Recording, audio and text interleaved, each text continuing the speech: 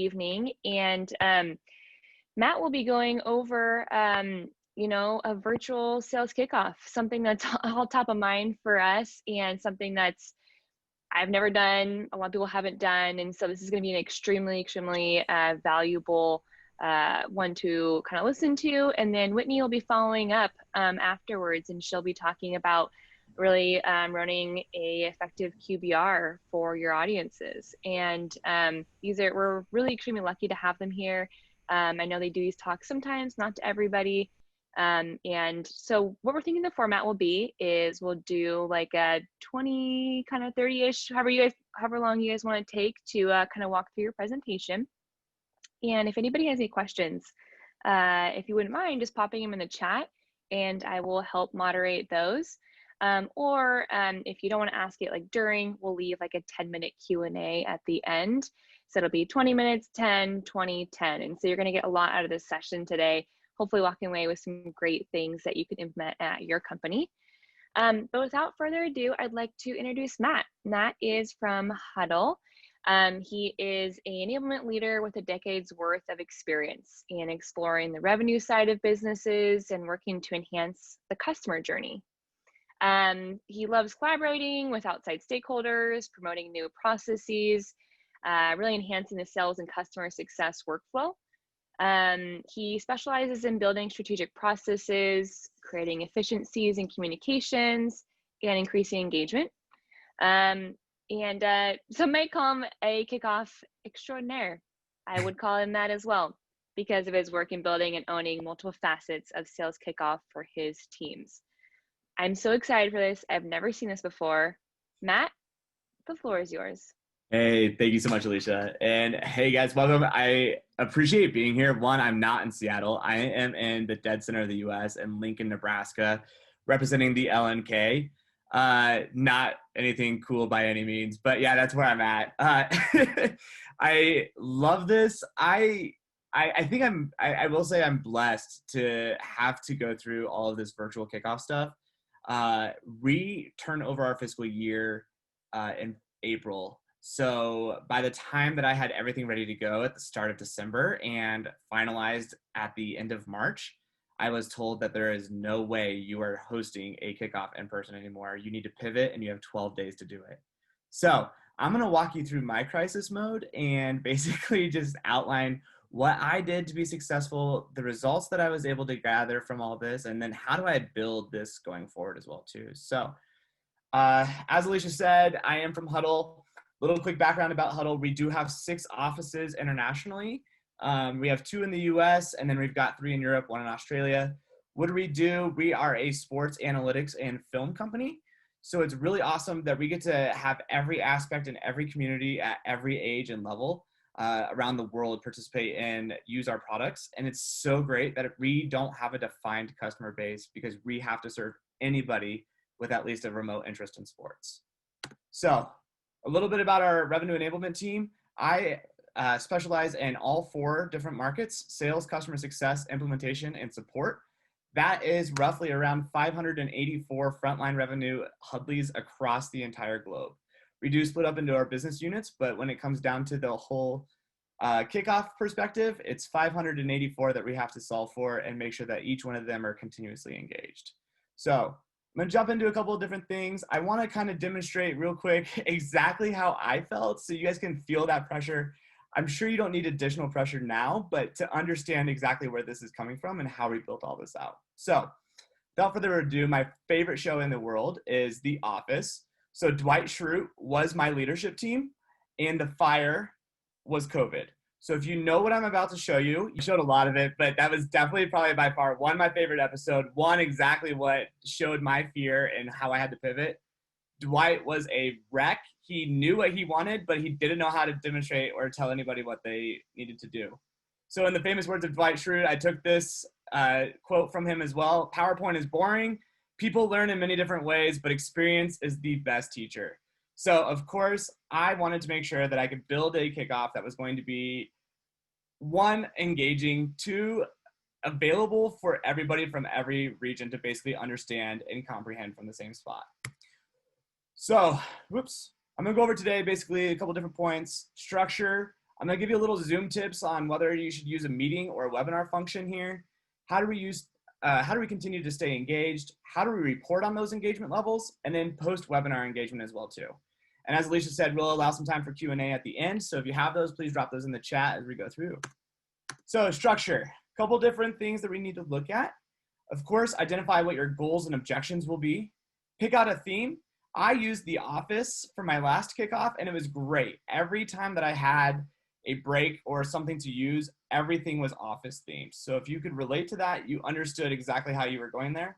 Our presenters then identified those clips and sent them to me, and we were able to tie in our presentations to those clips, which is also a great way to reinforce exactly what you're doing. So if you're at home watching that and you see that fire drill episode, you know exactly what you're trying to watch one more time. So pick out your theme. Again, identify your budget. Going virtually, there's a lot of different things. Although we can say budget is almost not necessary. That is false. You know budget still has a place to play. What does swag options look like? What is at-home gifts? What is making sure that we have guest speakers now available because the budget for the venue is now cut, or the food, or anything like that? What can you do to level up the experience on that front? And then, of course, create your game plan and agenda. So after you've identified, all of those, this is where I also gave to Alicia a free template that I built on how to register and build out your own RKO. It has a couple of different assets that are in there when it comes down to it. What the agenda is, the links, stakeholders, a RACI chart. If you haven't used one of those, start using them. They're great, especially as you're working with a multi-department event such as this one. So what does your structure look like? First of all, identify how many days are you gonna actually present at? What are the time blocks that you need to take into consideration there? Time zones, is it 1, 2, or all 24? How many attendees do you plan on serving? How many different roles are gonna be in there? For me, I had 8 different roles that had to have part of an engagement session at each one of these kickoffs. Breakout sessions, if you don't wanna do a full day's worth of a kickoff, which I don't recommend, do some pre-planned breakout sessions. We hosted 9 sessions, but 6 of them were completely different. Those were ran by our sales leadership team. How to build a stronger pipeline, how to make sure we have stronger demos, what was the connections, and how to reestablish those. We had tons of different ideas that our directors came up with and said, this is what we're really struggling with. We want to make sure that this is the learning and the exercise part going into this ahead of time. So we hosted these 2 weeks in advance. We required each one of our sales reps to sign up for a minimum of 3 of them. They could sign up for every single one, but for a minimum of 3. We had 100% of everybody register for 3. We had over 200% of everybody registering for all 6 of those. So it was great. We know that each one of those breakout sessions had value, and we were able to report on that as we continue to see attendance numbers continue to climb every session there. Also, making sure that you identify when your main event or your keynote is. That's usually when your CEOs or the big product teams or the unreveals coming in, or the big announcement that we have on the upcoming side. Plan that to where if you're doing a multi-time zone event, have that be early in the morning or late at night where everybody can attend. So you have all of those stakeholders engaged, ready to go and ready to listen. And then that way, one, you don't have Zoom fatigue from your presenters that are constantly having to tell the same story over and over again, and allow them to be able to pitch the same story with the same excitement from the get-go. And then also last is making sure you plan out those social events. So like I had here, ours was over a course of essentially 3 weeks. So I made sure that our breakout sessions were specifically untied to any social events. But when it came down to our actual kickoff, the keynote, and the extra sessions that we had related to that, we had social events on there. I've seen things where we could do 2 truths and a lie over a Zoom meeting, and you just build out a cool little PowerPoint presentation over all of that. You could do virtual cooking classes. Who came up with the best thing? You could do a nailed it episode and have like Huddle nailed it. It's kind of cool to see exactly what you can think of. Get inspired by some of these TV shows that are out there or trends or whatever it may be. Incorporate those into your sales team, depending on where you're at, and have that as part of a social event, because then it gets people engaged and everything else like that. Even today, we did a virtual escape room for our company as well, which was really, really cool. So meetings versus webinars. I'm going to jump into this. A lot of people don't understand what the difference is between a meeting and a webinar on Zoom. A couple different assets that I want to touch on. A meeting is more for your smaller to medium or large groups. It's more of a customer-facing meeting. Kind of what we're doing tonight is considered a meeting. Used for our onboarding training sessions. If you want to do a breakout room and separate people into different rooms, that's where you want to do breakout or meetings, sorry. Also for any kind of just-in-time training. As far as audio goes, anybody can unmute and mute yourself, so you run that risk that if you have a presenter, you want to make sure that you set those settings to everybody's muted when they join. Again, 100 users with a free account, 300 if you have a paid account. I'm not trying to sell Zoom, I'm just trying to tell you what you got, so just keep that in mind there. When to use webinars, these are exactly what I used for most of my keynotes when I came into it. If I didn't use a breakout session or breakout rooms, then I used webinars. So these are for your large events. These are for your sales biweeklies, kickoffs, QBRs occasionally, training lectures, etc. Only panelists and only the presenters are able to speak and show their camera and mute and unmute. So it's great. Everybody else is in that listen only mode. So it does add a little extra layer of pressure for the presenters, but it definitely allows more of that structured, here's what I'm doing, this is what you need to listen to, this is what we're doing kind of format. Again, you can go up to 500 participants on that. I'm sure if you upgrade even further, you could go even higher than that. But that, I have not seen anybody that's needed over the 500. If you do, contact your Zoom admin. They'll definitely help you out. So staying engaged. This was the big thing that I had no idea what I was going to do. I sat here for probably 12 days trying to figure out what does engagement look like when I can't stare at these people in the face to put their phones down. What does this mean when I can't show that these people are actually participating in in-person activities? And that's where we came into this. So the keys to successful engagement was break, break, break.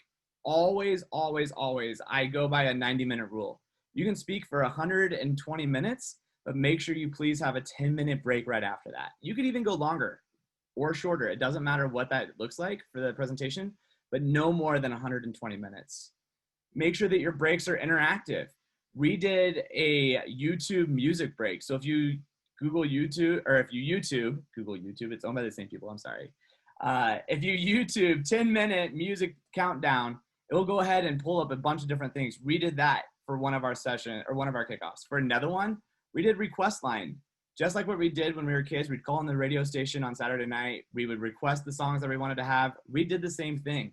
We pulled up a Spotify playlist. You could submit the song that you wanted to do, and we'd play those during the breaks. We would also show the picture of the person that actually requested that song if they wanted to, if they weren't too embarrassed of the song that they actually wanted to choose. So it's kind of cool to have that interactive break, whether or not they wanted to just go and leave the room or check on whatever, or just sit there and just patiently wait too, just to kind of get their brain to rest. We started each session, again, with a video or an activity. Again, I chose The Office, so I chose a lot of the different Office clips that I found great and incorporated those into each one of our sessions. We also did activities such as Mentimeter or Kahoot when we broke those down. We did a wordplay game of what 3 words meant to you for this last year, or what 3 words mean to you going into this year. And it was great to see the words shift and change. And it was a good way for us to spin off of that and really drive the motions off of that as well. One thing to keep in consideration when you're doing a virtual kickoff is there's just too much damn content. I hate to be blunt, but that is really what it comes down to. And so understanding what is too much and making sure that you can break those sessions out or reduce the amount of verbiage that's actually on a screen. If you're able to talk to somebody and have those activities and engagement levels and address that early on, it's great because then you're not sitting there word vomiting the constant time that you have these people locked in for. So what did we use for our own engagement tools? We used Zoom. Zoom, everybody's sitting here like, whoa, Zoom can actually do something that's actually relevant for me. Yes, Zoom can. And I actually shared this with them, hopefully to make this more of an enhanced feature, but we used polls. Polling was a huge way for us to actually gather in-time interactions and engagement levels from our reps. And I was able to pull the reporting off of that in the reporting section and actually build out who was actually participating 100 11 out of 11 out of the times or 1 out of 11 of the times. And it's easy to pinpoint each rep whenever they create or whenever they selected an answer. I could put them in a category of where they actually fit in. Q&A, it was a great way for them to stay engaged, ask those questions that we wanted to do. When you have the recording, you can actually download that and attach the Q&A to the recording as well too. So it's awesome that you have that real-time answer live or text answers as we go on. You can do raised hands or reactions when you're sitting in a webinar or in a meeting. Zoom has enhanced their emoji game significantly since I built this deck. So you can do a lot more than just raise your hand or even reactions now. Incorporate as well with videos. That is huge, getting their mind just to shut off for a little bit, zone in, and make sure that they are focused on one thing. And also Mentimeter, or you can use Kahoot as well. It's a great, fun, interactive tool to build those quizzes, displays leaderboards. It provides more of a friendly competition as well too. One thing when you are showing videos, please, please, please make sure that when you are sharing your screen, you share computer sound, you optimize share screen for the video clip. That is a huge miss that a lot of people always forget. If you don't click those, basically you have to have your mic unmuted and all the video content is going through your speakers. It just sounds good. It just doesn't sound good and creates that loss of attention as well. Polling, this is what I said earlier. We set these up on the Zoom website itself, or you can set it up within the meeting. Zoom limits you up to 10 questions. And I know you're probably thinking, well, Matt, you just said you did 11 earlier. How did you manage to squeeze that extra one in? It was easy. We actually had somebody on the back end gathering all of this data for us, and she would delete all of our polls for each presenter and add the new ones straight in. So it was great for us to have that back end support that was able to build up all of those questions. And we did multi-different questions as well too. There was a correct answer. There was a just because answer. There was how do you feel or what was your opinion answer. So we knew that we could track different levels of engagement, but no matter what we got as a response, showed at least some sort of engagement at that point. So again, I mentioned Mentimeter and Kahoot as well. This is the provide 3 words that are going to describe 2021. As you can see, it was awesome to see these different questions and the answers pile in, and it was an interactive real-time event that each rep had an idea to participate in, and it was cool that they could see that their own words were growing. Wide variety of questions. We actually did our 2 truths and a lie, and we also did Guess That Baby with our sales management team. So each manager and director submitted a baby picture, and we had to guess who it was. So it was a cool way to show those leaderboards as we went through that. So reporting on that engagement. Again, the types of reporting for Zoom, it is a little limited, but I think it's something that's definitely underused in a lot of different fronts. So there's registration reports. So if you're sending out like those breakout sessions, who's registered for each one of those different events? When you have a actual event happen, what was the attendance report? It actually breaks it down per second for you.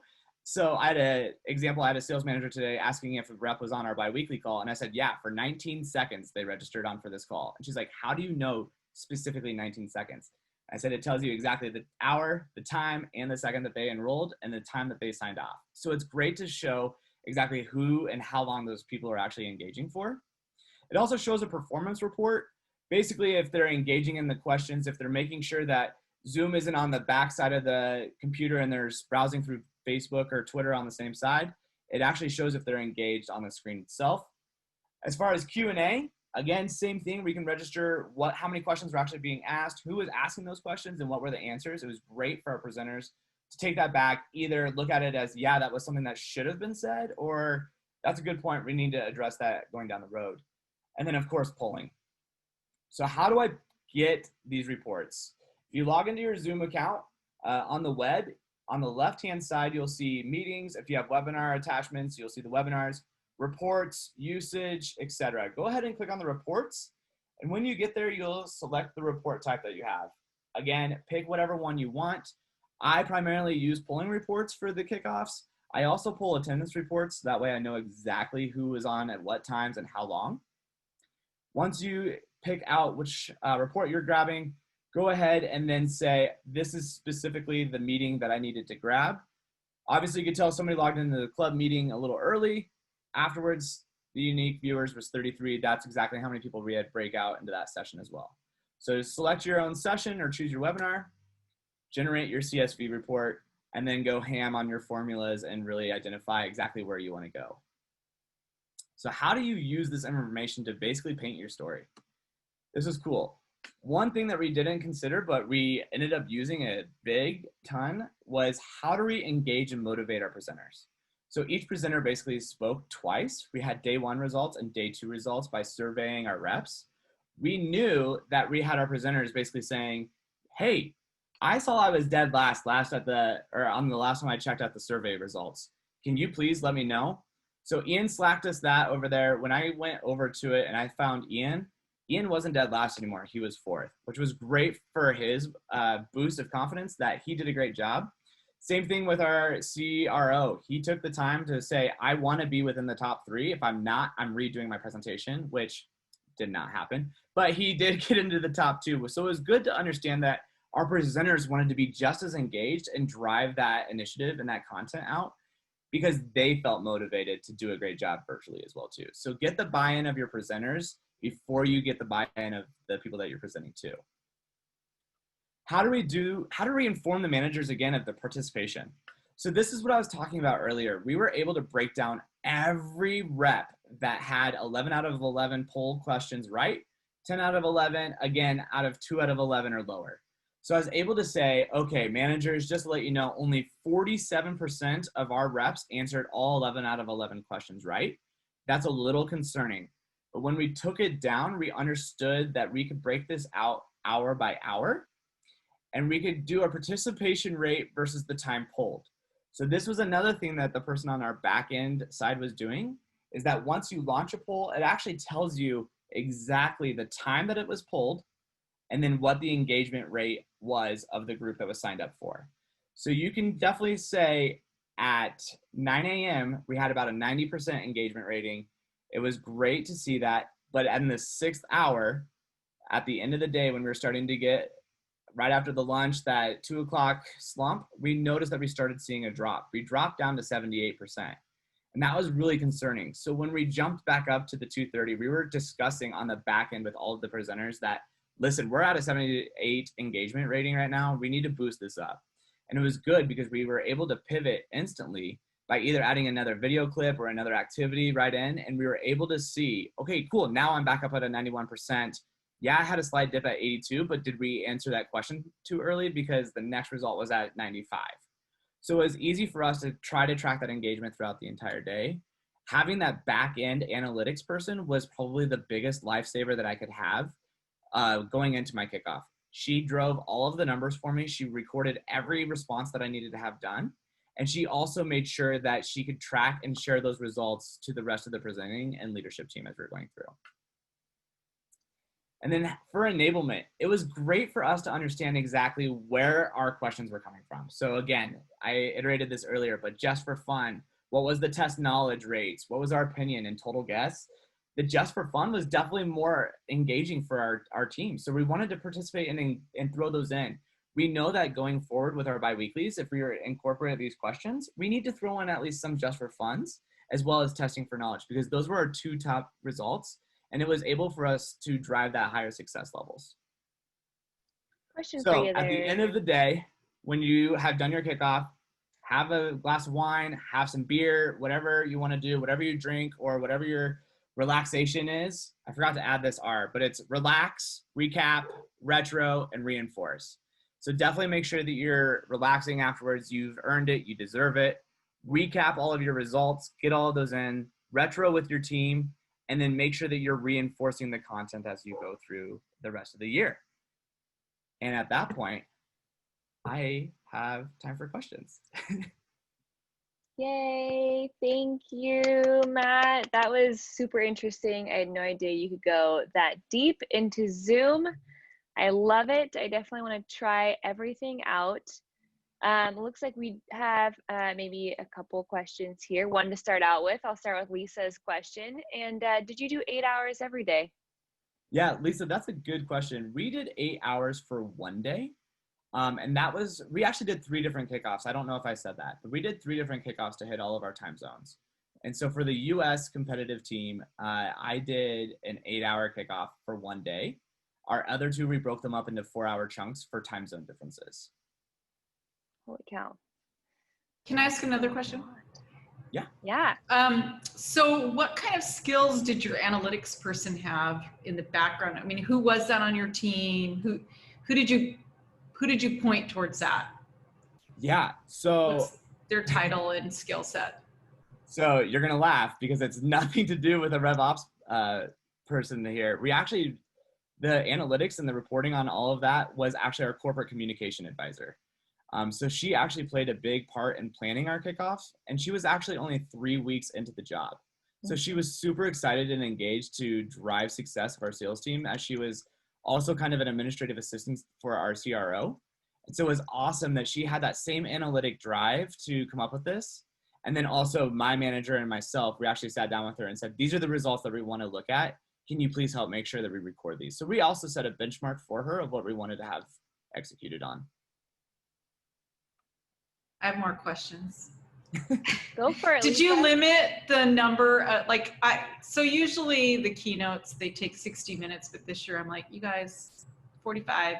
And I'm thinking of doing a half day for 3 days instead of a full day, because I think Zoom is just exhausting. Yes. So did you limit the keynotes? You were talking about less content is more, or there's just too much content. So how did you limit the content, to keep it engaging? Yeah, so on my content, I told everybody that wanted to present at the kickoff. At Huddle, it's always kind of a free-for-all. They say, I want to do this, I want to do this, I want to do this. So I just say, perfect, cool, I'll evaluate, we'll see what fits in here. Tell me what you want to present on. So I had requirements. 1, the conversation had to be under 45 minutes. 2, I didn't want to hear about the past unless we were doing a results section or an awards section. I wanted to know what's going to drive and hype for the future. And so that was the big thing that I really wanted to stress versus the kickoff that I did previously in person. It was very much, this is what we did last year. This is how we did. You guys did great. Now let's do it again. And it just wasn't motivating for people. So understanding like what the futuristic content is and touch very little on what the results are, because if you're doing it right, you're actually showing those results in bi-weekly or monthly meetings or QBRs with your teams or one-on-ones as well too. So they already know where they're landing at. We just want to make sure that we know where we can go in the future. Looks like we've got another question from Camille Ramirez. Did you look at any virtual event platforms like Hub or Social 27? If so, what made you go with Zoom and Kahoot? Yeah, that's a good question. Again, if you remember, I had 12 days to flip my RKO. So it was not a time to shop. It was not a time to do some testing or anything like that. I mean, I could have done my whole kickoff probably with a free trial, but I mean, I just don't think that would have been great for a great experience. Trying to learn how to do a virtual kickoff and then learn how to do it for a platform. So going into this upcoming year, there are so many great tools that I've seen so far of how to plan a virtual kickoff. There's actual softwares like you just alluded to, Hub and Social 27. I believe Showpad is coming out with something. I believe HighSpot has some virtual kickoff tools that they're using as well too. So yeah, I mean, if you have the time to research and use a platform that could help you out with that, go for it. But again, 12 days, I already had a Mentimeter subscription and I knew I had Zoom. I just had to reach out to IT to get myself some webinar access. So that was the extent of my costs and upgrading in platforms. Hey, Matt, luckily we got 3 months, not 12 days, but right. we get that same phone call. My question is, what's the biggest thing that you would say that you learned from doing your first virtual kickoff? Yeah, so the one thing I learned, first of all, it was great to hear my sales leadership praise the event. Our CRO at the time completely said this was the best kickoff he's ever done. And the fact that he said that and he was there for 6 years prior and it was virtual and repivoted in 12 days was a huge success.